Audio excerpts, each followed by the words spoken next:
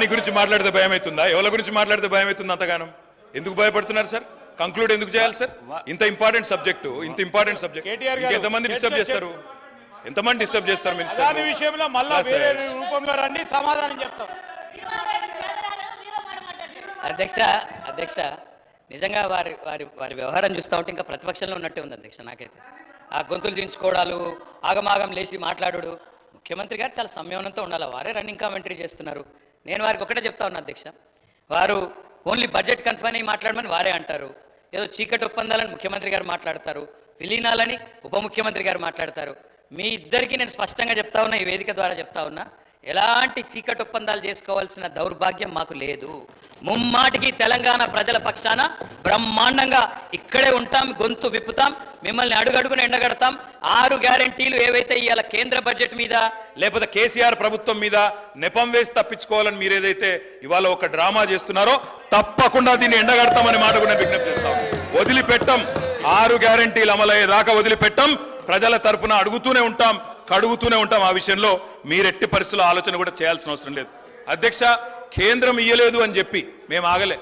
భారతదేశంలోనే లార్జ్ స్టేట్స్లో 2014లో 12వ స్థానంలో ఉండే తలసరి ఆదాయంలో తెలంగాణ. కేంద్రం ఇయ్యకపోతే మేము ఆగలే, పని చేసుకుంటూ పోయినాం. నెంబర్ 1 స్టేట్ చేసినాం తలసరి ఆదాయంలో.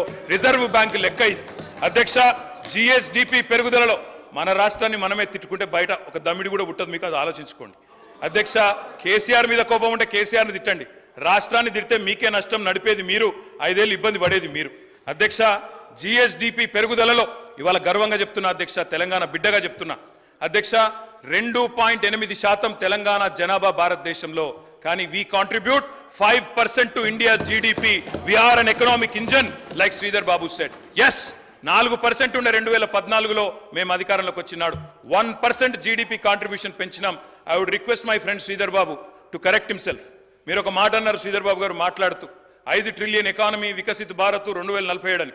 2047 కాదు, 5 ట్రిలియన్ ఎకానమీ రాబోయే సంవత్సరంన్నరలోనే అయిపోతుంది. అక్కడ ఎవరు ఉన్నా లేకపోయినా అవుతుంది.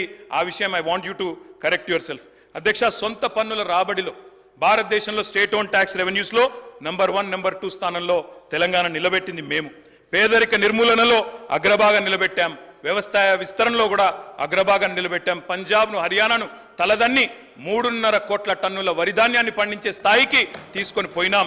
ఇవాళ ఫుడ్ కార్పొరేషన్ ఆఫ్ ఇండియా కేంద్ర ప్రభుత్వం చేతులెత్తేసి నూకలు తినండి అని చెప్పే పరిస్థితి కూడా కల్పించింది మేమనే మాట కూడా గుర్తు చేస్తా ఉన్నా. ఈజ్ ఆఫ్ డూయింగ్ బిజినెస్లో అగ్రభాగాన 1, 2, 3 ర్యాంక్స్లో నిలబెట్టాం తెలంగాణను. అదేవిధంగా 24 గంటల కరెంటు అన్ని రంగాలకు ఇస్తున్న ఒకే ఒక్క రాష్ట్రం తెలంగాణగా నిలబెట్టింది మేము. హైదరాబాద్లో ఇప్పుడే వారు చెప్పారు, ఐటీ రంగానికి సంబంధించి ఐటీఐఆర్ గురించి యూనియన్ బడ్జెట్లో లేదని చెప్పారు. Yes, I agree with my friend Sridhar Babu. ITIR ఇయ్యాల్సిందే, 10 ఏళ్ళు అడిగినాం, ఇయ్యలే. మరి మీరు తెస్తామని మీ మేనిఫెస్టోలో పెట్టినరు, మరి 8 మంది ఎంపీలను ప్రజలు మీకు కూడా ఇచ్చిండ్రు. తెస్తారా, సస్తారా, ప్రజలు చూస్తారు, తప్పకుండా మిమ్మల్ని కూడా వదిలిపెట్టారనే మాట కూడా నేను విజ్ఞప్తి చేస్తా ఉన్నా. అధ్యక్ష, నేను ముగించే ముందు నేను ఒకటే కోరేది అధ్యక్ష, ఇక్కడ యూనియన్ బడ్జెట్ మీద ఇక్కడ గొంతు చించుకుంటే కాదు సార్. మీకు 99 మంది ఎంపీలు ఉన్నారు. పార్లమెంట్లో గలం విప్పండి, కొట్లాడండి. రాజ్యసభలో మేము కూడా 4 ఉన్నాం.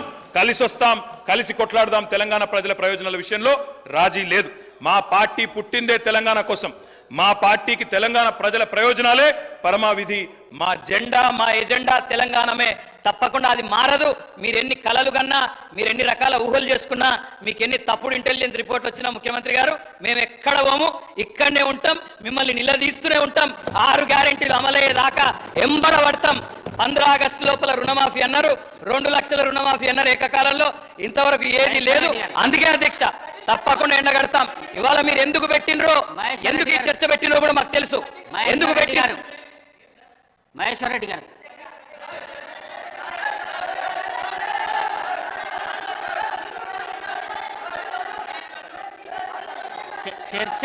చర్చ ఏం జరుగుతున్నది? చర్చ ఏం చేయాలి? గవర్నమెంట్ మీద దుమ్మెత్తిపోయేనికి చర్చనా, లేకుంటే బడ్జెట్ మీద చర్చనా? బడ్జెట్ మీద మాట్లాడండి, బడ్జెట్ మీద మాట్లాడండి, బడ్జెట్ మీద మాట్లాడండి సార్. మీరు అవకాశం చాలా ఆశ్చర్యంగా ఉంది, ఇది చాలా ఆశ్చర్యంగా ఉంది. మీరు first of all union budget లో మీకు మంచి అవకాశం దొరికింది మాట్లాడడానికి.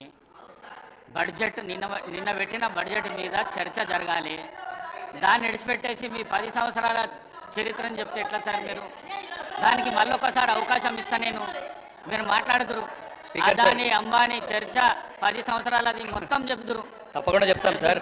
చెప్తురు. గుజరాత్ మోడల్ చెప్తాం, చోటే బాయ్ బడే బాయ్ చెప్తాం, అదాని గురించి చెప్తాం, అన్నీ చెప్తాం. కానీ అధ్యక్ష, మా నిబద్ధతను ప్రశ్నించినప్పుడు అడ్డగోలుగా ముఖ్యమంత్రి గారు మాట్లాడినప్పుడు తప్పకుండా సమాధానం చెప్పాల్సిన బాధ్యత మా మీద ఉంటుంది.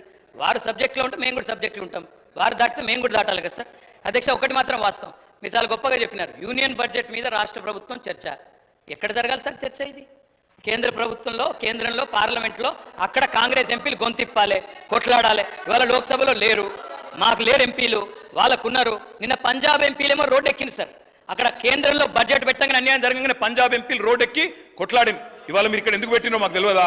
అక్కడ ఒక్క పైసా రాలేదు కాబట్టి, 21 ట్రిప్పులు వేస్ట్ అయినాయి కాబట్టి, విమానం ఖర్చులు వేస్ట్ అయినాయి కాబట్టి, ముఖం చెల్లక ప్రజల్లో ఏం సమాధానం చెప్పుకోవాలో తెలవక ఈరోజు ఇక్కడ చర్చ పెట్టి ఒక ప్రహసనంలాగా చేస్తున్నారన్న విషయం మాకు తెలియదా సార్? ప్రజలకు తెలియదా? మేము అనేది ఒకటే సార్, ఇవాళ బడే బాయ్ చోటే బాయ్ అని అన్నదమ్ముల అనుబంధం పండిస్తే ఏమొచ్చింది సార్ రాష్ట్రానికి? మేము చెప్పింది అదే కదా, మొదటి నుంచి చెప్తుంది అదే కదా. దయచేసి నేను గౌరవ ప్రభుత్వాన్ని కోరుతా ఉన్నా, మీరు ఏ రకంగా దీన్ని ముందుకు తీసుకొని పోదామంటే మన రాష్ట్రానికి జరుగుతున్న అన్యాయం విషయంలో మేము తప్పకుండా మీకు అండగా నిలబడతాం, మేము మీతో కలిసి వస్తాం. మీరు గతంలో రాలేదు, మీరు పార్లమెంట్లో ఆనాడు తెలంగాణకు అనుకూలంగా మాట్లాడలేదు. ఇక్కడ రాజ్భవన్ అడ్డం పెట్టుకొని మమ్మల్ని ఇబ్బంది పెడితే మీరు వాళ్ళకండగా నిలబడ్డారు తప్ప తెలంగాణ రాష్ట్రానికి, తెలంగాణ ప్రజల ప్రయోజనాలకండగా మీరు పని చేయలేదు. కానీ మేము అట్లా చెయ్యం. 100కు 100% తప్పకుండా తెలంగాణ ప్రజల ప్రయోజనాలే పరమావిధిగా మేము నిలబడతాం. భవిష్యత్తులో కూడా 4 కోట్ల ప్రజల తరపునే కొట్లాడతామని చెప్పి మళ్ళొక్కసారి విజ్ఞప్తి చేస్తూ ఈ అవకాశం ఇచ్చినందుకు తమరికి ధన్యవాదాలు. జై తెలంగాణ. గౌరవ ముఖ్యమంత్రి గారు. స్పీకర్ సార్, ఒక మంచి ఉద్దేశంతో తెలంగాణ ప్రజల తరఫున ఈ సభ ఏకాభిప్రాయంతో